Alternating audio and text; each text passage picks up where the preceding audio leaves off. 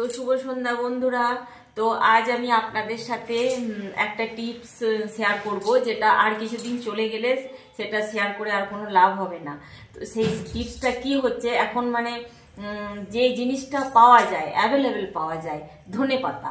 হ্যাঁ, তো সেই ধনেপাতা এক সময় কি হয়, মানে অনেক দামও নেয়, এবং সেই ধনেপাতার যে ফ্লেভারটা সেটা কিন্তু এখন যে উগ্র একটা মানে খুব সুন্দর স্মেলটা, সেটা কিন্তু অসময়ে এতটা থাকে না। তো চলুন আপনাদেরকে শেয়ার করি যে কিভাবে এটাকে স্টোর করে রাখবেন।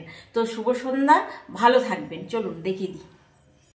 তো আমি যেটা করি, আমি আলাদাভাবে যে স্টোর করব বলে আনিয়ে রেখেছি সেরকম না। ধনেপাতা এখন তো অনেক সস্তা, তো গাদা গাদা এনে রাখে, আর কি হয় পচে যায় বা সেটা ফেলে দিই।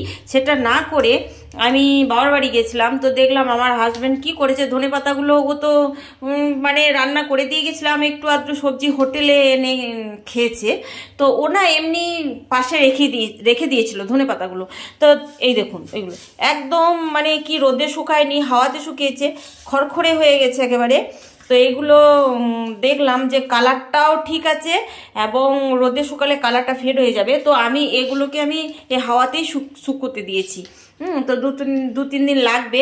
তারপরে এগুলো কি করব, মিক্সিতে একটু মানে ডাস্ট পাউডার, যেমন কস্তুরি মেথি পাতা হয় সেরকম করে ডাস্ট করে আমি একটা স্টোর করে রেখে দেবো একটা জারের মধ্যে। তো কি হবে, অসময়ে মানে চিকেন রান্না করুন আর মটনই করুন, লাস্টে একটু ছড়িয়ে দিলে মানে ফ্লেভারটা ভালো আসবে। তো এইভাবে আপনারা ধনেপাতা স্টোর করে রাখতে পারেন।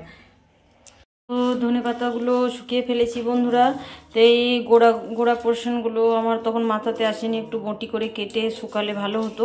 বাদ দিয়ে এগুলো আমি মিক্সিতে জাস্ট একটু, খুব ডাস্ট মিহি পাউডার নয়, একটু ক্রাশ করে ইয়েতে রেখে দেবো, একটা কন্টেনারে রেখে দেবো বায়ুনিরুদ্ধভাবে। तो बंधुरा ये हमारा फाइनल लुक है। धनिया पत्ते का पाउडर का जो डस्ट है, ये हमारा फाइनल लुक है। मैं थोड़ी सी और क्रस्ट रखने की कोशिश की, बट क्या करूँ, थोड़ी डस्ट हो गई। और ये गाছের গোড়া দিকটা আমি রেখে দিয়েছি। তো এইভাবে আপনারা ধনেপাতা, আর কি বলবো, কি সুন্দর একটা স্মেল পাওয়া যাচ্ছে, খুব সুন্দর একটা সুগন্ধি।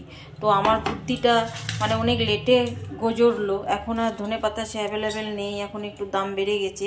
তো আর একটু আগে বুদ্ধি গজালে আরও অনেক ধনেপাতা আমি স্টোর করে রাখতে পারতাম। তো এটা আমি আরও 1-2টা রোদ খাইয়ে তারপর আমি একটা কন্টেনারে ভরে রাখবো।